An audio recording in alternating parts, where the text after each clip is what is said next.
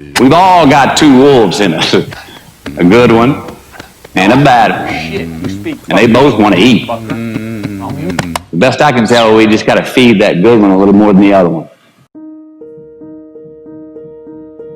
Happiness is an emotional response to an outcome. If I win, I will be happy. If I don't, I won't. It's an if-then, cause and effect, quid pro quo standard that we cannot sustain because we immediately raise it every time we attain it. You see, happiness demands a certain outcome. It is result reliant.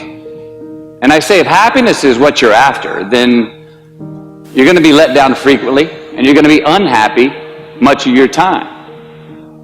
Joy, though, joy is a different thing. It's something else. Joy is not a choice. It's not a response to some result. It's a constant.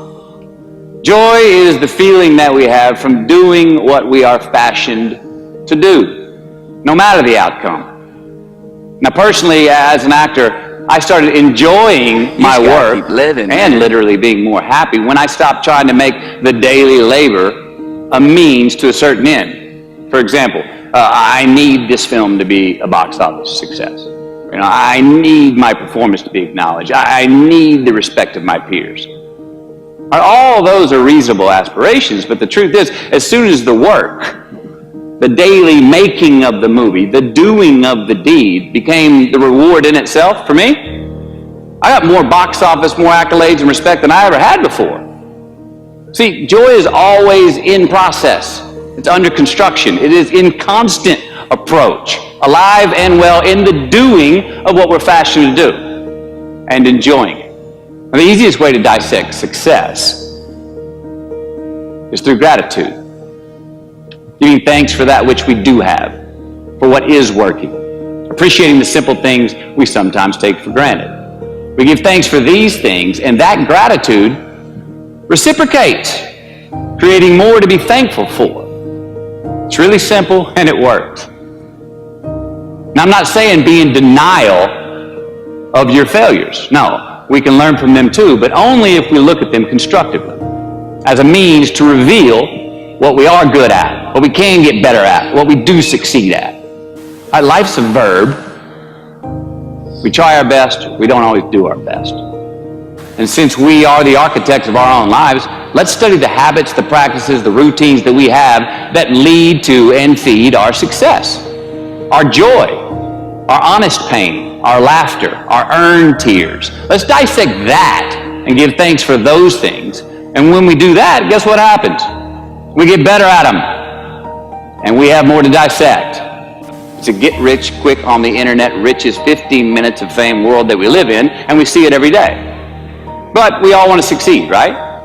So the question that we got to ask ourselves is what success is to us, what success is to you. Is it more money? That's fine. I got nothing against money. Maybe it's a healthy family. Maybe it's a happy marriage. Maybe it's to help others, to be famous, to be spiritually sound, to leave the world a little bit better place than you found it. Continue to ask yourself that question. Now, your answer may change over time, and that's fine. But do yourself this favor.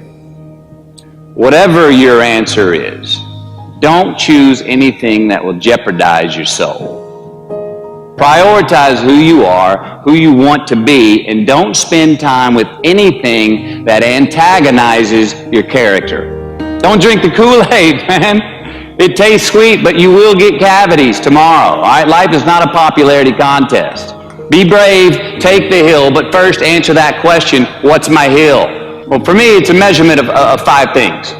We got fatherhood. We got being a good husband. We got my health, mind, body, and spirit. We got career, and we got friendships. These are what's important to me in my life right now. Because I want to keep all 5 in healthy shape.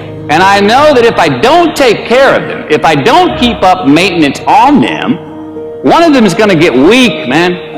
It's going to dip too deep into the debit section. It's going to go bankrupt. It's going to get sick, die even. So first, we have to define success for ourselves.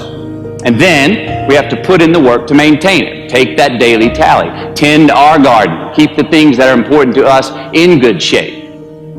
Defining ourselves by what we are not is the first step that leads us to really knowing who we are. You know that group of friends that you hang out with that they really might not bring out the best in you? You know, they gossip too much, or they're kind of shady. They really aren't going to be there for you in a pinch. Or how about that bar that we keep going to that we always seem to have the worst hangover from? Or that computer screen, right? That computer screen that keeps giving us an excuse not to get out of the house and engage with the world and get some real human interaction. Or how about that food that we keep eating, the stuff that tastes so good going down, it makes us feel like crap the next week, when we feel lethargic and we keep putting on weight? Well, those people, those places, those things, stop giving them your time and energy. Just don't go there. I mean, put them down.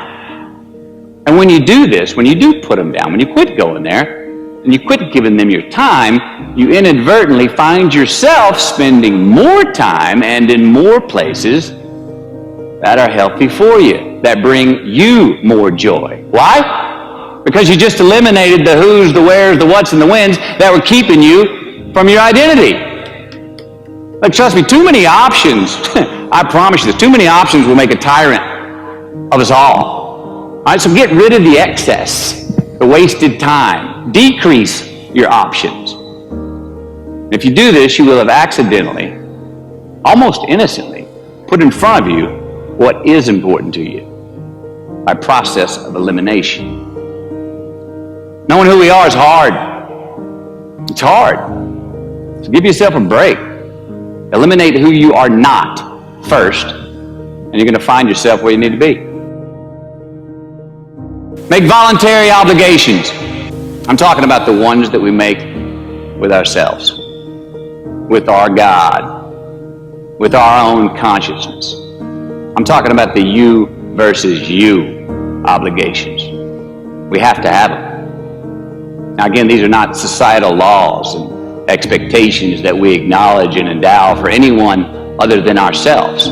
These are faith-based obligations that we make on our own. These are not the lowered insurance rates for a good driving record. You will not be fined or put in jail if you do not gratify these obligations I speak of. No one else governs these but you. They are your secrets with yourself, your own private counsel, personal protocols. And while nobody throws you a party when you abide by them, no one's going to arrest you when you break them either, except yourself. An honest man's pillow is his peace of mind. And when you lay down on that pillow at night, no matter who's in your bed, we all sleep alone. These are your personal Jiminy Crickets, and there are not enough cops in the entire world to police them. It's on you. It's on you. We do our best when our destinations are beyond the measurement, when our reach continually exceeds our grasp, and when we have immortal finish lines. And when we do this, the race is never over. The journey has no port. The adventure never ends because we are always on the way.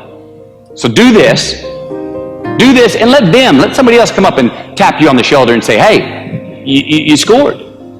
Let them run up and tap you on the shoulder and say, man, you won. Let them come tell you, you can go home now. Let them say, I love you too. Let them say, thank you. Take the lid off the man-made roofs that we put above ourselves and always play like an underdog.